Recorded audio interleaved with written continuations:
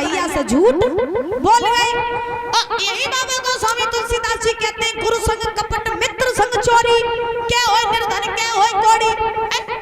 तो ये जो सुदामा जी ने चना चबे थे, तो कोई ये कहते हैं कि कन्हैया ने सुदामा जी को श्राप दे दिया कि तुम निर्धन हो जाओ, तो सुदामा जी गरीब हो गए थे। ऐसा नहीं था। फिर भागवत जी में ये प्रमाण मिला है क्या सुदामा जी ने जो चना चबे थे उन चनों को श्राप लगा था। क्या श्राप लगा था?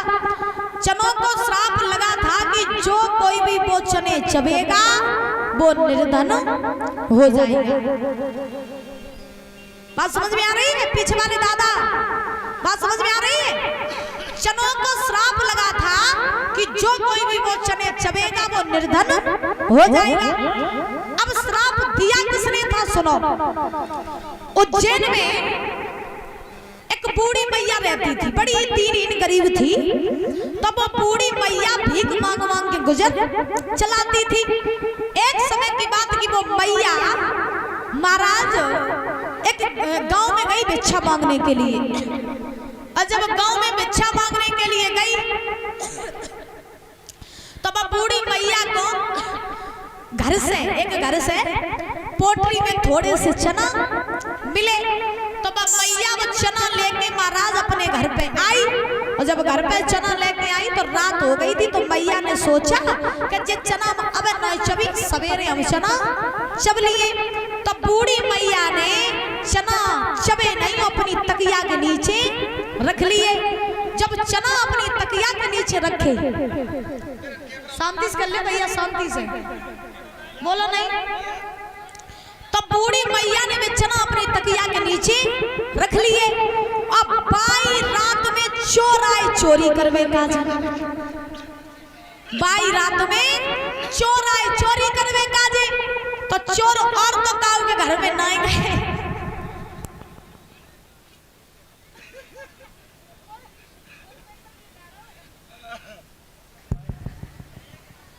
क्या बात है नवीन भैया,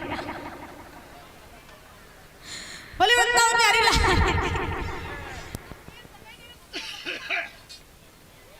तो ध्यान रखना बुजुर्गों, चोर आए चोरी करवे काजे।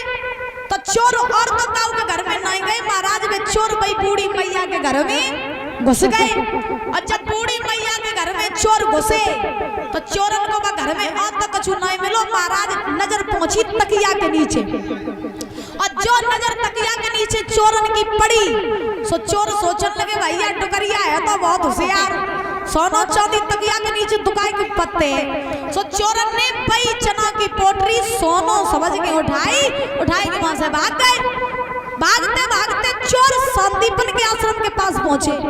एक चोर बोलो भैया जब खोल के देखो जब कितना सोना चांदी है। तो एक चोर ने जो पोटरी खोली वो पोटरी में हाथों तो कछुना में चना भरे रहा है। एक चोर बोलो क्या कर रहे हो? जब तो चना है। बोले अब का ने चबेगा ये फेंक दे। सो पे चना चोरन ने भाई फेंक दे। जब चोरन ने भाई चना फेंके तो परीक्षित महाराज अब गुरु पत्नी ने सवेरे बेई चना की पोटरी उठाई लाई। और इधर जब वो बूढ़ी मैया उठी तो मैया को भूख लगी। और जब मैया को भूख लगी तो भूख की वजह से व्याकुल होने लगी, सोचने लगी ला चना चबले। तो बूढ़ी मैया तकिया के नीचे पहुंची। का देखो महाराज तकिया के पास में चना ही ना है। और जब देखो कि चना ही ना है तो मैया भूख की वजह से व्याकुल होने लगी। तब उस बूढ़ी माँ ने श्राप दिया कि जो कोई भी मेरे चने खाएगा वो निर्धन हो जाएगा। और जब गुरु पत्नी ने बई चने की पोटरी सुदामा को दी तो सुदामा कोई साधारण ब्राह्मण नहीं थे। सुदामा बड़े ही तेजस्वी यशस्वी ब्राह्मण थे परीक्षित महाराज। तो जब सुदामा ने वो चने की पोटरी ली तो सुदामा समझ गए कि चनों को श्राप लगा है। और अगर ये चना मेरे कन्हैया ने खाए ले तो मेरे कन्हैया निर्धन हो जाएगा। तो इसीलिए ये चना हम चबले। इतनी घनिष्ठ मित्रता थी सुदामा की और कन्हैया की कि कन्हैया निर्धन न हो जाए। इस कारण से सुदामा जी ने वो चना खुद चब ली। और इसी बीच में 500 रुपए श्री राजीव कुमार यादव उर्फ दीपू प्रधान जी ग्राम कुरीना एटा से, इनकी तरफ से 500 रुपया है। बहुत बहुत धन्यवाद है।